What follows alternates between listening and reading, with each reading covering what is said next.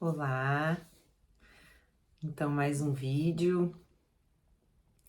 Hoje eu gostaria de falar sobre lealdade, lealdade de Deus.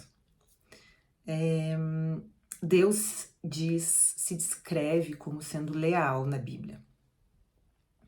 Um dos locais onde ele diz isso está em Jeremias 9, versículo 24, onde ele diz assim: Quem quiser se gloriar, glorie-se nisso, em compreender-me e conhecer-me, pois eu sou o Senhor e ajo com lealdade. Eu fui pesquisar a palavra lealdade no dicionário e descobri que a origem dessa palavra vem do latim lex, que é lei.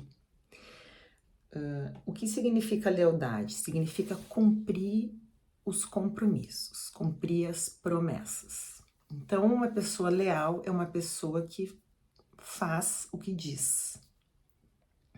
E Deus diz que ele é leal, portanto, ele é estável, o que significa que se ele falou, ele vai cumprir. Essa estabilidade, essa lealdade, ela é muitas vezes referida na Bíblia como Deus sendo uma rocha, porque a rocha, ela é diferente da areia, né? Ela é sólida. Então, há menções na Bíblia de construir a nossa casa em cima da rocha. E é isso que quer dizer, né?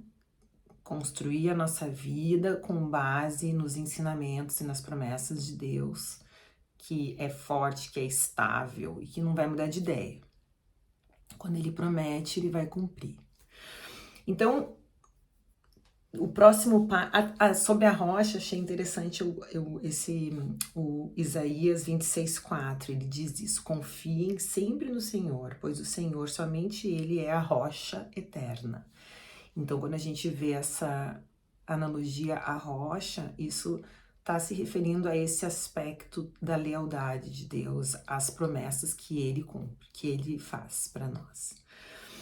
Então, o próximo passo foi, então, estudar quais são essas promessas. Deus tem muitas promessas para nós, muitas relacionadas à vida espiritual.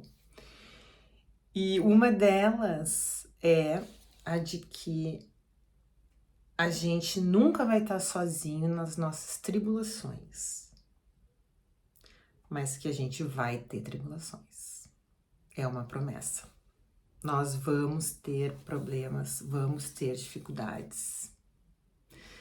Ele diz assim, em João 16: Neste mundo vocês terão aflições. Contudo, tenham ânimo, eu venci o mundo. E em Mateus 28:20, ele diz assim, Jesus diz assim: Lembrem-se disso, eu estou com vocês todos os dias até o fim dos tempos. Bom, o que interessa isso? Né? O que isso faz de diferença na nossa vida? Em março do ano passado, de 2022, eu tinha recém começado a frequentar uma igreja, chama Encontros de Fé, em Porto Alegre.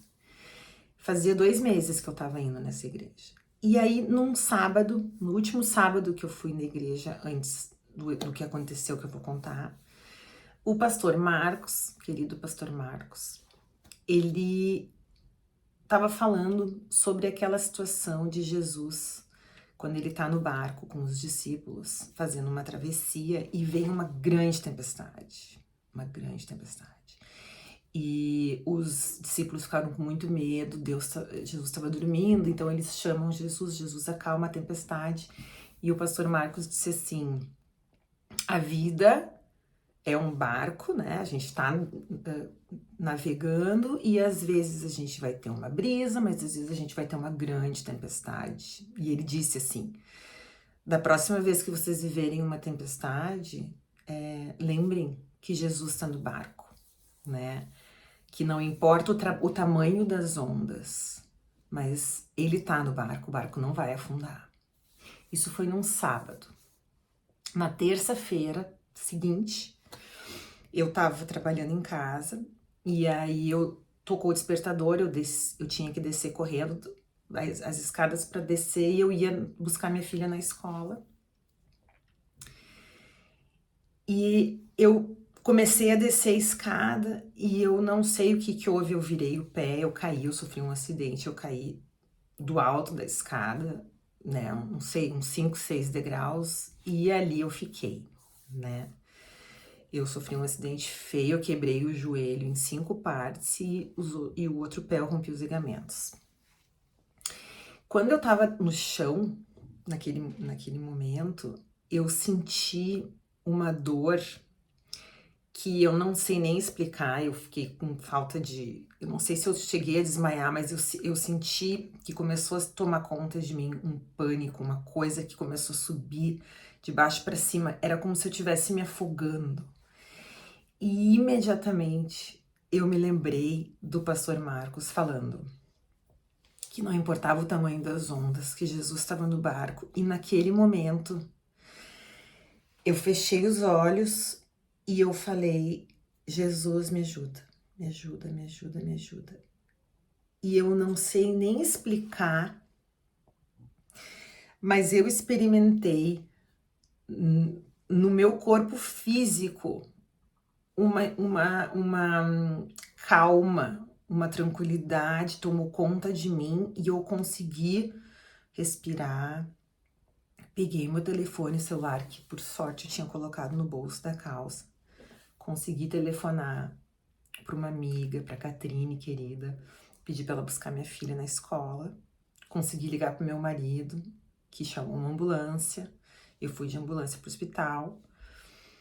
E foi a primeira vez que eu vivenciei essa promessa.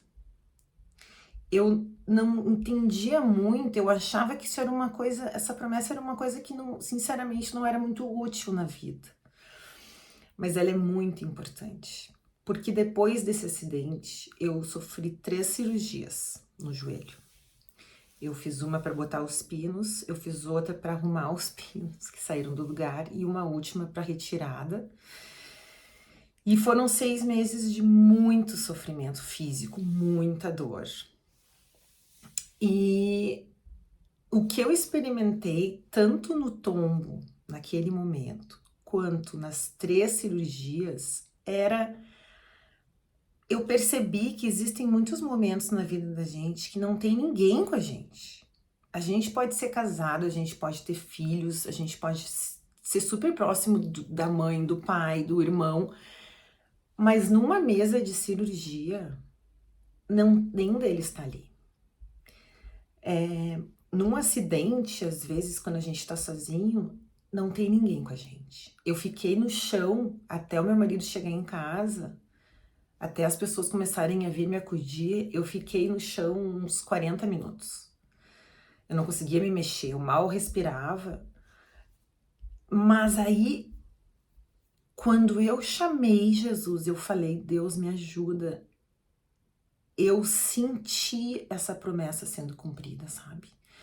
Eu senti uma calma, uma tranquilidade e eu consegui suportar, eu consegui raciocinar, eu consegui fazer as ligações que eu precisava fazer.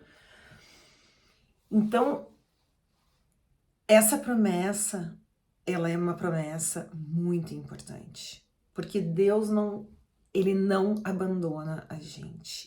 Eu fico imaginando se eu tivesse passado por esse acidente e eu não tivesse Jesus na minha vida naquele momento. Eu não sei o que teria acontecido. Eu não sei se eu teria desmaiado. Eu não sei como eu teria sobrevivido esses 6 meses que eu passei. Eu sei que a gente não tem como levar as pessoas com a gente quando a gente vai fazer uma prova de concurso. A gente não tem como levar as pessoas numa cadeira de dentista. A gente não tem como levar as pessoas, às vezes, num acidente, às vezes numa doença. Mas uma coisa é certa: se a gente fecha o olho naquele momento da tempestade e pede ajuda, ela vem. E ela vem de formas impressionantes, assim. Uma das formas que eu senti, assim, isso na minha vida foi no fortalecimento que Deus me deu para enfrentar tudo que eu tinha que enfrentar de bom humor. Eu sofria, eu sentia muita dor, eu perdi muito peso, eu tinha que tomar remédio para dor o tempo todo, mas eu conseguia tratar as pessoas que estavam ali na minha volta me ajudando com carinho, eu conseguia controlar o desespero que eu sentia só com base nessa promessa. Eu senti esse cumprimento de promessa na minha vida. E além desse fortalecimento que Deus me deu, muito grande, para eu conseguir exportar